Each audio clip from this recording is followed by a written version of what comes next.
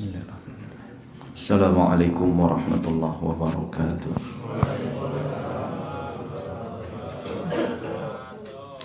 Alhamdulillah wassalatu wassalamu ala Rasulillah wa ala alihi wa sahbihi wa man walah, la haula wa la quwwata illa billah, amma ba'd. Kita lanjutkan pada kesempatan pagi ini pembahasan masih terkait masalah najis ya, dan cara menghilangkannya. Kemarin kita sudah sampai pada satu kaidah yang disebutkan di matan di sini, yaitu wa kullu ma'in kharaja minas sabilaini fa huwa najis ilal mani. Semua cairan ya, benda-benda cair atau materi yang bersifat cairan yang keluar dari dua jalan, depan maupun belakang, itu dihukumi najis kecuali mani ya, kecuali mani. Kullu ma'in kharaja minas sabilaini fahuwa najisun ilal mani. Wa kullu mani minal hayawanati fahuwa tahirun ya. Jadi kan ini kaidahnya harus diingat terus. Setiap yang keluar benda cair dari dua jalan depan maupun belakang, maka itu dihukumi najis kecuali mani. Berarti mani itu suci. Dalilnya sudah kita sebutkan. Lalu kemudian dari situ keluar kaidah lagi. Setiap mani, termasuk dari semua mani hewan, itu kullu mani al hayawanat fahuwa tahirun illa al khinzir wal kalbi. Semua mani hewan itu dihukumi suci kecuali mani hewan anjing dan hewan babi. Gitu. Kenapa? Karena kullu hayawanin tahiratun au jami'ul hayawanati tahiratun ila al-kalbu wal khinzir. Semua hewan itu yang masih hidup dalam keadaan belum mati, belum menjadi bangkai, maka dihukumi suci kecuali illa al-kalbu wal khinzir, kecuali anjing dan babi. Nah, kita lanjutkan. Di antara cara membersihkan dari najis tersebut itu adalah sebagaimana disebutkan di sini, qala al-muallif rahimahullah wa ghasala jami'al abwali wal awrath walau kana min ma'kulil lahmi. Jadi yang pertama, cara membersihkan najisnya adalah harus mencuci semua air kencing maupun kotoran ya. Jadi air kencing maupun kotoran itu harus dicuci, jami, semuanya. Walau kana min ma'kulil lahmi, meskipun dari hewan yang dagingnya boleh dimakan. Nah, di sini wa huwa wajibun, hukumnya wajib. Jadi mencuci air kencing maupun kotoran ini hukumnya wajib, sekalipun dari hewan yang dagingnya boleh dimakan. Apa yang bisa dimakan dagingnya? Ayam. Lalu kemudian kambing, kemudian sapi, onta, ya, itu diantaranya. Ataupun burung misalkan. Walau kana min ma'kulil lahmi, di sini disebutkan. Kenapa di syarah ini disebutkan meskipun dari hewan yang dagingnya boleh dimakan, ini sebagai isyarat bahwa madhab Syafi'i atau Syafi'iyah itu berpendapat bahwa hewan-hewan yang dagingnya boleh dimakan, maka semua yang keluar dari jalan depan maupun belakang dihukumi najis. Karena ulama-ulama yang lain berpendapat tidak demikian ya. Di antaranya adalah ulama jumhur. Jumhur ulama, mayoritas ulama mengatakan bahwa hewan-hewan yang dagingnya boleh dimakan, maka kotorannya termasuk air kencingnya itu dihukumi tidak najis. Dalilnya apa? Dalilnya disebutkan di antaranya adalah yang pertama, tatkala Nabi SAW ditanya oleh para sahabatnya, anusalli fi marabidil ghanam, wahai Rasulullah SAW, saya punya kandang kambing nih, apakah kami boleh sholat di kandang kambing? Ya, jadi kandang kambing kalau kita lihat ya tidak, kan sekarang mungkin orang punya rumah di belakangnya ada kandang kambing. Jadi gambaran kita tidak seperti itu. Kalau kita lihat kepada kandang-kandang kambing yang modern itu, luar biasa, kandangnya besar gitu kan. Di situ kadang bisa untuk ada tempat istirahatnya. Itu kandang kambing yang dimaksud seperti itu, bukan kandang kita sudah punya rumah di belakang ada kandang kambing, lalu boleh nggak saya sholat di kandang kambing? Maksudnya nggak seperti itu. Kita punya kandang kambing besar, di situ ada tempat buat istirahatnya. Nah, ketika kita mendapati kandang kambing semacam ini, tentunya tidak akan terlepas dari terkena kotoran-kotoran ataupun air kencing dari hewan kambing tersebut. Misalkan kita habis membersihkan kandangnya, kemudian kita duduk lagi ke tempat istirahatnya, ya, itu kan terkena talawus, menjadi mutanajis, meskipun kita nggak merasa di sini menjadi najis, tapi itu dimungkinkan sekali menjadi terkena najis. Lalu kemudian ketika Nabi ditanya demikian, anusolli fi marabidil ghanam, apakah kami boleh sholat di tempat kandang kambing? Kata Nabi, sholli fi marabidil ghanam, sholatlah kalian di tempat kandang kambing. Kalau dihukumi tidak boleh sholat, maka yang dimaksud di dalamnya berarti najis. Kotoran yang keluar dari hewan kambing, sapi yang kotoran yang keluar dari hewan sapi, maka itu dianggap sebagai najis. Andai tidak najis, andai najis, tentu Nabi SAW akan melarang sholat di tempat tersebut, karena dimungkinkan sekali, potensi sekali di situ terkena najis. Tapi Nabi menyuruh boleh, tidak mengapa. Itu yang pertama. Ini dalil dari jumhur yang mengatakan bahwa kotoran yang keluar dari hewan-hewan yang boleh dimakan dagingnya tidak najis. Yang kedua, yaitu kisah yang disebutkan di dalam hadis yang cukup panjang, yaitu tentang al-Uraniyin, di mana hadis tersebut menjelaskan ada sekelompok dari kaum Uraniyah, dari suku Uraniyah, mereka datang kepada Nabi, lalu kemudian di situ ada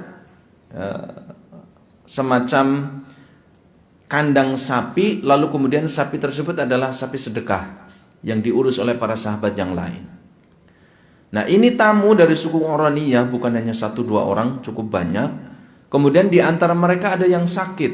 Ketika sakit, mereka kemudian diperintahkan oleh Nabi SAW untuk berobat dengan air kencing unta. Ya. Nabi SAW kemudian menyuruh mereka fayashrabu min abwaliha wa albaniha. Nabi menyuruh silahkan minum air kencing unta, minum air susunya. Kemudian mereka pun sembuh dengan izin Allah Subhanahu wa taala setelah minum air kencing unta dan minum air susunya. Nah, setelah mereka sembuh, kemudian orang-orang yang menjaga unta sedekah ini kemudian dibunuh semua. Dibawalah semua untanya, kemudian Nabi memerintahkan mereka untuk ditangkap, kemudian mereka dihukum mati. Intinya di situ bahwa Nabi menyuruh atau membolehkan orang yang sakit untuk berobat dengan air kencing unta. Bahwa air kencing itu adalah ma kharaja min ahadis sabilain, sesuatu yang keluar dari 2 jalan. Kalau sesuatu itu kita dihukumi najis, sebagaimana kaidah tadi kullu ma'in yakhruju minas sabilaini fahuwa najis ilal mani, maka tentu Nabi tidak menyuruhnya untuk minum air kencing unta. Ya. Tapi Nabi menyuruhnya. Maka kemudian ulama jumhur atau mayoritas ulama mengambil hadis ini sebagai dalil bahwa disimpulkan dari tadi kisah tentang hadis kambing, kemudian ini tentang unta, maka diambil satu kaidah bahwa al-hayawan ma'kulul lahmi, maka air kencingnya bauluha wa rauthuha tahir. Air kencingnya dan kotorannya itu dihukumi suci. Ya, dihukumi suci. Kalau suci, nah ini akan merembet nanti hukumnya, ya, akan merembet hukumnya. Sebentar, biar nggak ngalor ngidur dulu. Ya. Kita ke mazhab Syafi'i. Kembali ke sini supaya tidak bertentangan nih. Maka kokoh mazhab Syafi'i dia tetap berpegangan pada satu kaidah yang tadi disebutkan di awal.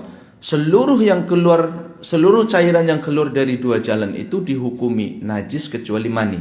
Kullu ma'in kharaja min sabilaini fahuwa najis ilal mani. Maka di sini ketika dia mengatakan wa ghasala jami'al abwal wal awras, maka cucilah semua air kencing, cucilah semua kotoran-kotoran, artinya baju kita terkena air kencing atau kemudian celana kita terkena kotoran, termasuk dari hewan yang dia boleh dimakan dagingnya. Maka dalam pendapat mazhab Syafi'i itu tetap dihukumi najis. Dalilnya apa? Dalilnya adalah di antaranya yaitu hadis Nabi SAW tatkala beliau itu melewati bersama sahabatnya satu kuburan. Kemudian Nabi mengatakan fa innahuma la yu'adzabani wa ma yu'adzabani bikabirin. Itu kan hadis yang masyhur itu biasanya kalau kita bahas bab tentang ahkamul janaiz. Nabi melewati satu kuburan, kemudian di antara mukjizat Nabi merasakan, dapat berita bahwa dua kubur ini penghuninya sedang disiksa oleh Allah Subhanahu wa taala. Lalu beliau menyebutkan disiksanya bukan karena dosa besar tapi karena dosa kecil. Amma ahaduhuma fa innahu la yastanji minal bauli. Adapun salah satunya, kenapa dia disiksa oleh Allah di alam kubur? Karena dia tidak bersih-bersih minal bauli. Jadi kalimat baulun itu kan artinya air kencing. Dia tidak bersih-bersih, tidak cepok dari air kencing. Tapi dalam konteks hadis itu disebutkan bahwa kalimat baul itu ada alif lamnya. Alif lam. Ini namanya ismul jins. Kalimat, jadi kalau alif lam masuk dalam satu kata atau satu kosakata yang disebut dengan ismul jins yang tidak spesifik kepada satu objek tertentu, maka itu dihukumi ya'ummu, ya. Dihukumi yashmal. Dia mencakup semuanya. Sebagai contoh misalkan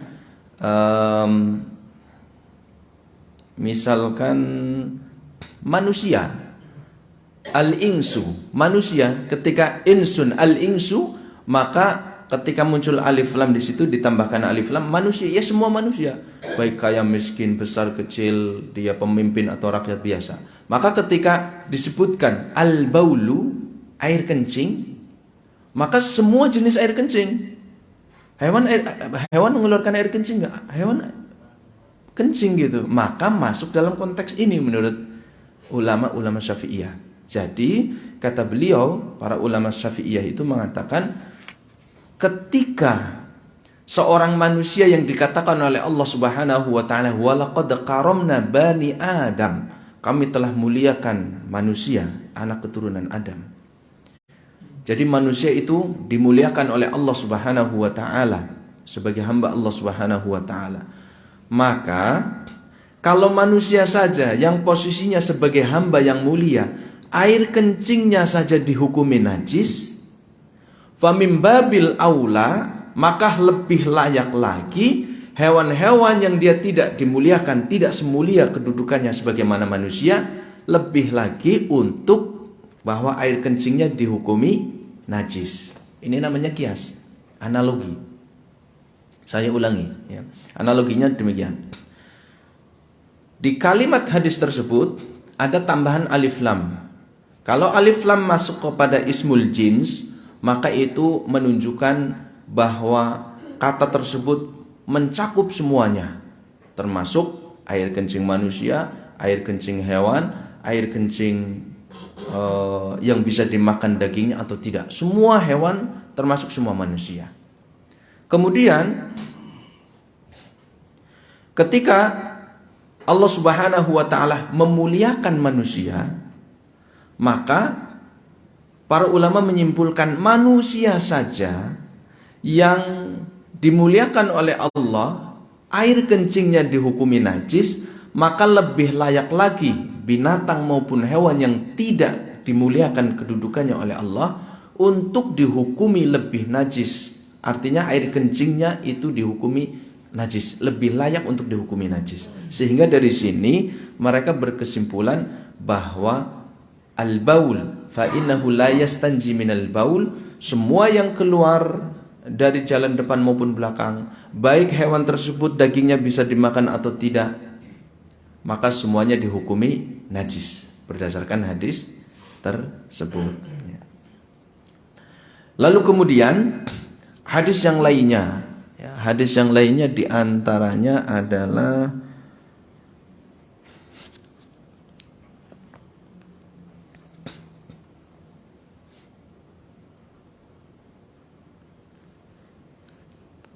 disebutkan di sini. Di antaranya lagi ini, misalkan ketika Nabi SAW disebutkan bahwa para sahabat mereka melihat ada orang Badui masuk ke dalam masjid, kemudian orang Badui tersebut, orang pedalaman tersebut, dia kencing di dalam masjid, lalu para sahabat yang menghardiknya, Nabi melarang mereka, lalu kemudian beliau SAW menyuruh cukup siram saja airnya, bisabbi dzanubin min ma'in alaihi, cukup air kencingnya itu disiram dengan satu ember air, satu ember air. Nah dari sini dipahami juga menurut para ulama Syafi'iyah bahwa air kencing manusia itu najis, maka mimbabil aula, lebih layak lagi, yaitu binatang dan hewan, tidak membedakan apakah dia dagingnya boleh dimakan atau tidak, maka dia dihukumi najis, dihukumi najis. Nah dari sini akan berkonsekuensi hukum kepada hal yang lain, yaitu diantaranya misalkan seseorang yang punya ternak lele, gitu kan Pak. Saya perhatikan kalau ke daerah atas itu kan banyak sekali orang punya kandang ayam itu. Rata-rata semua kandang ayam di bawahnya adalah kolam, ya kan? Itu ada ikannya nggak Pak? Ada ikannya. Nah sekarang yang menjadi pertanyaannya adalah, boleh nggak kita makan ikannya yang setiap hari mungkin karena banyak banget ayamnya itu kan setiap hari dia ngeluarin kotoran, dan itu dimakan sama ikan-ikan itu. Rata-rata ikan lele atau ikan apa? Ikan lele kan, yang saya tahu ikan lele. Nah kalau kita berpendapat dengan apa yang dikatakan oleh madhab Syafi'iyah, ulama Syafi'iyah, bahwa wa ghassala jami'al abwal wal awras wajib, maka dia menghukumi termasuk kotoran yang keluar dari ayam, maka dihukumi najis, karena itu kan keluar dari jalan pembuangan, jalan depan maupun belakang, maka dihukumi najis. Sehingga lele itu makan benda-benda yang najis. Yang menjadi pertanyaan, boleh nggak kita mengonsumsi lele yang dia makanannya dari benda yang najis? Maka ini yang disebut dengan al-jallalah. Ini hewan-hewan jallalah, hewan-hewan jallalah. Sementara Nabi SAW disebutkan di dalam beberapa hadis, beliau SAW mengatakan, di antara misalkan hadis Abdullah bin Abbas radhiyallahu anhu, anna Nabi SAW naha an labanil jallalah, air susu dari hewan yang dia makan najis, makan kotoran-kotoran itu, Nabi melarangnya. Kalian tidak boleh minum dari susu hewan-hewan yang makan kotoran.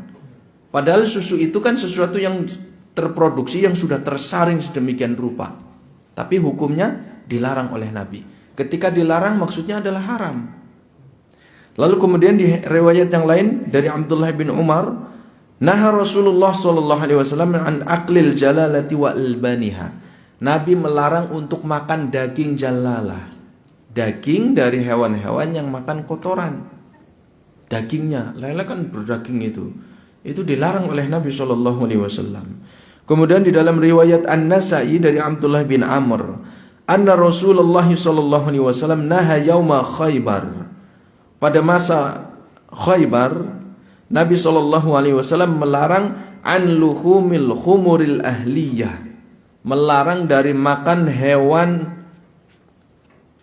al-khumur, keledai yang jinak hukumnya haram. Ya. Wa an jalalati, dan dari hewan-hewan yang makan kotoran. Wa an rukubiha, dan beliau juga melarang untuk menunggangi hewan tersebut. Ya. Menunggangi hewan yang makan dari kotoran. Wa an aqlil lahmiha, dan juga melarang untuk memakan dagingnya. Nah, dari sini kalau kita berpendapat bahwa kotoran ayam itu najis, berarti lele makan najis. Kalau kita berpendapat dengan pendapat jumhur bahwa karena ayam itu dagingnya boleh dimakan, berarti kotorannya enggak najis, kotorannya suci. Berarti lele itu makan benda yang suci. Ya, monggo ya. Kira-kira jenengan serk yang mana? Ya, saya suka lele banget, suka pecel lele pokoknya gitu. Ya kan dia makan najis. Saya milih pendapat jumhur. Nah, gitu ya. Aman. Itu enggak najis karena ayam, kambing, sapi itu kan dagingnya boleh dimakan. Kalau dagingnya boleh dimakan, apa yang keluar dari kotoran yang keluar darinya dihukumi suci, tidak najis. Ini dalilnya. Tapi kalau pendapat Syafi'i ketat. Ya, ini menunjukkan bahwa mereka cukup ketat sekali mengatakan hal itu najis, ya. Wa kaifiyatu ghuslin najasati, kita lanjutkan. Dan cara untuk mencuci najisnya, in kanat musyahadatan bil aini, kalau najisnya itu bisa diindra dengan mata. Wa hiyal musammatu bil ainiyati, inilah yang disebut dengan najis aini. Takunu bizawali ainiha, yaitu dengan menghilangkan materi fisik najisnya. Wa muhawalati zawali awsafiha, dan juga berusaha untuk menghilangkan di antara sisa-sisa yang menjadi sifat najis dari 3 hal yang dulu pernah kita sampaikan ketika membahas bab air, yaitu min ta'min, rasanya, au launin atau warnanya, au rihin atau baunya. Fa in baqiya ta'mun najasati dharra aw launun aw rihun asura zawaluhu lam yadhur wa in kanatin najasatu ghairu musyahadatan wa hiyal musamatu bil hukmiyah. Adapun kalau najisnya tidak bisa diindra dengan mata, ini yang disebut dengan najis hukmi, fayakfi jaryul ma'i 'alal mutanajjis biha walau maratan wahidatan, maka cukup mengalirkan air di atas benda yang terkontaminasi, terkena najis, meskipun hanya mengalirkan, menyiramkan sekali saja. Thumma istasnal musannifu min abwali qawluhu. Nah, kita sampai sini dulu. Ya, dari sini berarti kita simpulkan najis itu ada 2, ya. Najis ada 2. Yang pertama adalah najis ainiyah. Wa hiyal musammatu bil ainiyah, najis yang bisa diindra dengan mata. Fisik najisnya bisa kita lihat. Mohon maaf, misalkan kotoran kambing bulat, warnanya hitam, aromanya khas. Kotoran sapi ya gede-gede gitu kan, warnanya khas, aromanya khas. Ya, itu bisa dilihat dengan mata. Itu najis ainiyah. Yang kedua adalah al-musamma bil hukmiyah, najis ghair musyahadah. Najis hukmiyah, najis hukmi itu adalah najis yang tidak bisa diindra dengan mata, tidak terlihat, ya, tidak terlihat. Tapi pada hakikatnya itu di situ ada najisnya.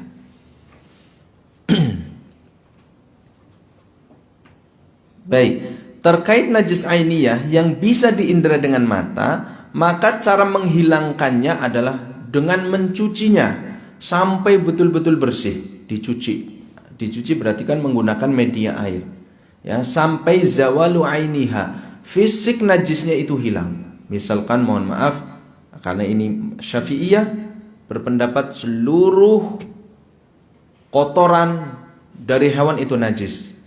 Maka ketika ada ayam, ya, mereka bermain apalah, ayam bermain lato-lato apa misalkan di halaman rumah, kemudian ngeluarin kotoran, nah, di teras rumah, maka ibu-ibu harus siram itu dulu pakai air, kemudian dipel sampai bersih, ya. Jangan cuma dikerok pakai potongan kertas gitu kan, masih ada asarnya. Itu ibu-ibu ya. Kalau bapak-bapak mungkin aku madhab jumhur bae lah kerok bae. Ah guys, kemen ada apa orang najis ini. Jadi dicuci dengan air ya, sampai bersih. Atau dengan ya, dilengkapi dengan menghilangkan sifat-sifat dari najis tersebut, rasa, bau maupun warna. Nah, perhatikan di sini. Berarti ada 3 hal ya. Ada 3 hal, yaitu rasa, bau, warna. Ini adalah sifat dari najis sebagaimana sifat air. Perhatikan di sini, kalau fa in baqiya ta'mun najasah. Ini penjelasan ulama Syafi'iyah ya. Kalau najisnya, kalau sisa najisnya, misalkan ainiyahnya sudah hilang, secara kasat mata hilang ya. Misalkan di baju lah, misalkan ada burung darat, kita lagi duduk di teras rumah, jatuh ke sini, kita sentil, ceplik gitu ya, dibersihin gini. Ya, kemudian pakai air sudah. Kemudian mungkin jenengan sudah, karena sudah sering bermain dengan burung dara, pahamlah rasanya apa kotoran burung dara gitu. Misalkan tahu. Nah, ketika ingin memastikan dijilat gini, masih pahit ya. Nah, itu berarti dharra di sini maksudnya lam yazal najisan. Berarti baju ini masih najis ya. Jadi kalau tersisa rasanya, maka masih dihukumi najis. Akan tetapi kalau yang tersisa adalah warnanya, maka lam yadur, dihukumi suci. Misalkan mohon maaf ibu-ibu ya. Ibu-ibu datang bulan, kemudian sudah dicuci itu pakaiannya, ternyata masih merah. Aromanya misalkan sudah nggak ada. Lalu kemudian ya kayaknya nggak sampai dirasain gitu ya. Rasanya apa darah kayak gitu nggak perlu. Tapi yang jelas dia merasa yakin sudah bersih, tapi warna merahnya nggak hilang. Padahal itu warna merah darah misalkan. Maka kalau yang tersisa adalah warnanya, dia dihukumi suci ya. Jadi kalau sendiri-sendiri, perhatikan, kalau yang tersisa adalah rasanya, maka dihukumi tetap najis. Kalau yang tersisa adalah warnanya, dihukumi suci. Kalau yang tersisa adalah baunya, dihukumi suci. Dihukumi suci, Pak. Mohon maaf ya, misalkan jenengan cebok ya, cebok. Nah, selesai bersih, ini sudah bersih berapa gayung gitu kan. Ketika selesai ingin meyakinkan, pasti mampu ya, tetap dihukumi suci ya, dihukumi suci. Karena satu-satu. Berarti yang paling beda rasanya. Tapi jangan dijilat. Akan tetapi kalau double misalkan, rasanya sudah nggak ada, tapi warna sama baunya itu masih ada, maka ini dihukumi tidak suci ya. Kalau gabung ya, antara warna dengan bau, maka ini dihukumi tidak suci. Fa innahu yadhur bimakna lam yazal mutanajjisan. Hadisnya adalah diantaranya yang disebutkan di dalam Sunan Abi Dawud, anna Khawlah binta Yasarin, ada seorang sahabiah bernama Khawlah bintu Yasar radhiyallahu anha, atat an-nabiy sallallahu alaihi wasallam. Mereka datang kepada Nabi sallallahu alaihi wasallam. Faqalat, lalu berkata, ya Rasulullah, innahu laisa li illa thawbun wahidun. Wahai Rasulullah, aku enggak punya pakaian kecuali hanya satu saja. Ini seorang perempuan ini ya, ibu-ibu, dia enggak punya pakaian kecuali cuma satu ya. Kalau zaman sekarang kayaknya enggak mungkin sih. Tapi zaman dulu terjadi ini. Khawlah bintu Yasar, dia datang ke Nabi menyampaikan, saya enggak punya baju kecuali yang saya pakai ini wahai Rasulullah. Wa ana ahidhu fihi fa kaifa asna. Sementara ini saya itu haid, mengeluarkan darah. Apa yang aku lakukan? Artinya darahnya itu mengenai bajunya. Apa yang aku lakukan? Lalu kata Nabi SAW, idza taharti faghsilihi thumma salli fihi. Jika engkau telah suci, Karena kan ketika masa haid nggak boleh sholat. Jika engkau telah suci, maka cuci pakaian tersebut. Tsumma sholli fihi.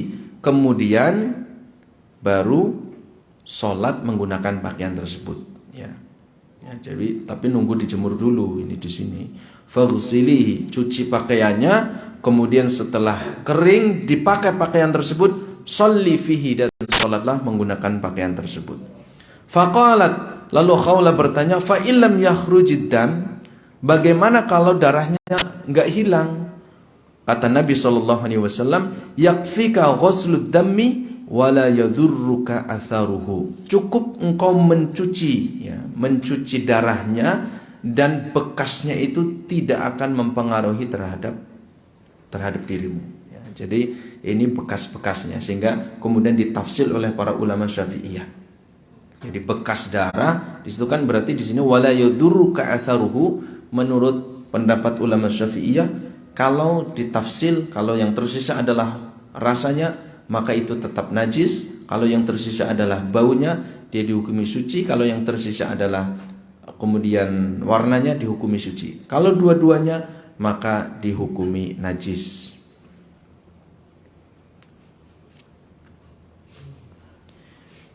Adapun najis hukmiyah, ya, najis hukmiyah yang tidak bisa terlihat oleh mata, maka cukup dengan mengalirkan air kepada benda yang kita duga terkena najis.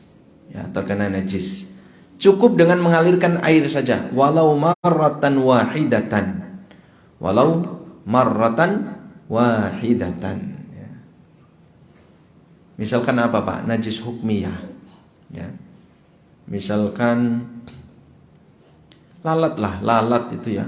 Lalat itu kan dia terbang kemana-mana, ada kotoran dihinggapi, ada kemudian ini dihinggapi, yang kotor-kotor, apalagi yang najis, ada bangkai dihinggapi, kotoran yang lain dihinggapi, kemudian dia nempel di kita, ya, nempel di kita.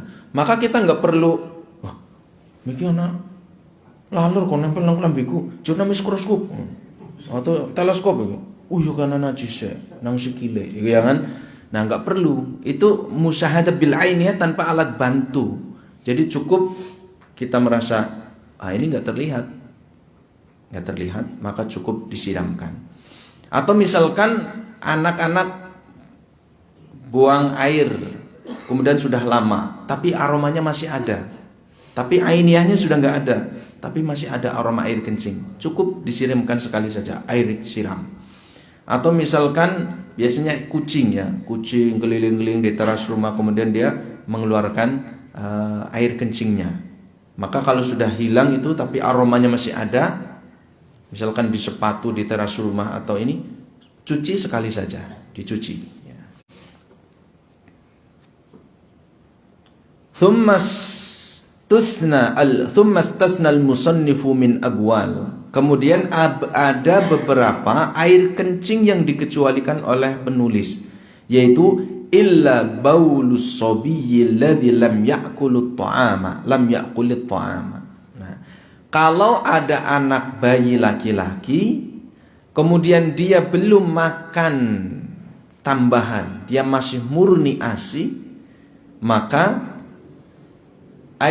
lam yatanawwalu ma'kulan wala mashruban ala jihati taghati, artinya dia belum mengonsumsi, masih murni ASI, belum makan bubur, belum makan ini, masih ASI, maka fa innahu yathur birrasil ma'i alaihi. Maka kalau demikian, dia kencing di pangkuan kita atau di baju kita atau di spray, maka cukup dipercikan dengan air, yaitu suci yadhur birrasil ma'i alaihi, cukup dengan memercikan air. Kita ambil mangkok atau piring atau gelas, kita ambil air, netes beberapa, kita percikan, cepriknya sampai agak basah, ceprik itu. Bukan disiram satu gayung, ya. Karena ini memang agak berat, khususnya ibu-ibu yang punya bayi kecil. Ya, misalkan dia punya bayi 2 bulan, belum makan bubur 2 bulan, lalu habis itu dimandikan. Ketika dimandikan lagi dikeringkan gitu kan, dikeringkan pakai handuk, kemudian setelah itu dikasih minyak telon, belum pakai pampers ini, tiba-tiba ada air mancur, gitu kan, kena spray banyak ini. Maka kemudian ibunya, aduh, kesel deh, bayi maning, ya kan? Diambillah spraynya, dicuci, direndam, kering. Nah, setelah itu mau ganti pampers, dibersihin dia, ya, mau ganti pampers, mandur maning, nembe tak kumbah, duyui maning, itu diduna maning, ya. Berat nggak bu? Berat pak. Ya mungkin bapak-bapak nggak merasakan, ibu-ibu pasti merasakan ini. Bentar-bentar harus nyuci, bentar-bentar harus nyuci. Nah, kalau bayinya belum makan, masih murni ASI, maka itu nggak perlu diambil spraynya semua, dicuci, cukup dipercikan air, ya, percikan air sampai basah, selesai. Nggak perlu diambil, nggak perlu dicuci. Hadisnya adalah, yaitu disebutkan di dalam Sunan Abi Dawud, an Lubabah bintul Haris, bintil Haris. Dia berkata, Kana al-Husain ibn Ali, cucunya Nabi, Husain ibn Ali, fi hijri Rasulullah sallallahu alaihi wasallam, dia sedang dipangku oleh beliau, fabala alaihi, kemudian kencing. Ini masih bayi. Faqultu ilbas thawban wa'atini izarqa hatta aghsiluhu. Kata ibunya, sini ambilkan baju, engkau ganti wahai Rasulullah dengan baju yang lain, dan berikan kepadaku sarungnya, celananya, akan saya cuci. Kata Nabi SAW, innama yughsalu min baulil unsa wa yandahu min baulid dzakar. Kata beliau, pakaian itu yang terkena air kencing bayi itu dicuci kalau yang kencing adalah bayi perempuan. Kalau bayinya laki-laki, maka tidak perlu dicuci, cukup diras, ya, dipercikan air. Jadi kalau punya bayi perempuan, meskipun dia masih murni ASI, tetap itu harus dicuci. Ini beratnya, ya, ini beratnya. Innama yughsalu min baulil untha wa yandahu min baulid dzakar. Kenapa? Karena menurut penelitian, katanya hormon-hormon untuk perempuan itu lebih banyak daripada laki-laki. Termasuk ketika masih bayinya, perempuan bayi perempuan itu, maka dia banyak hormonnya sehingga air kencingnya itu lebih menyengat aromanya, sehingga wallahu a'lam ini diantara mukjizat Nabi, kenapa kemudian kalau bayi perempuan itu harus tetap dicuci, disiramkan air, sehingga biar nggak susah, ya, kasih perlak dari situ. Jadi meskipun nggak dicuci semua, tapi dicuci area yang terkena najis, ya, yang terkena najis.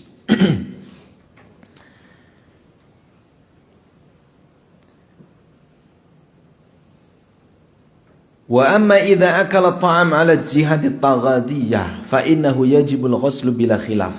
Dan para ulama tidak berbeda pendapat kalau dari sejak lahir bayi laki-laki dia sudah minum ASI tambahan, misalkan ibunya sudah nggak mengeluarkan ASI, sudah pakai formula, susu formula, maka kalau dia kencing, bayi laki-laki tetap dia harus dicuci pakaian, spray, kasur yang terkena air kencing bayi laki-laki, ya.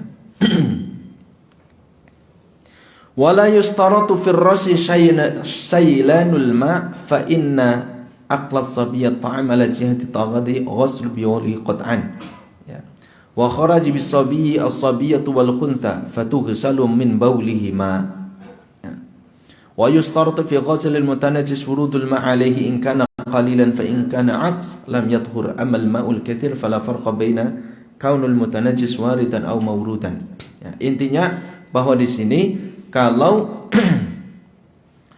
bayinya laki-laki dan dia masih murni ASI, maka dia pakaian ataupun spray yang terkena najis cukup dipercikan, dan syarat memercikan air itu tidak disyaratkan, tidak diharuskan harus sampai betul-betul mengalir gitu, ya, dipercikin terus sampai betul banyak mengalir, enggak, cukup kalau sudah terlihat basah, ya.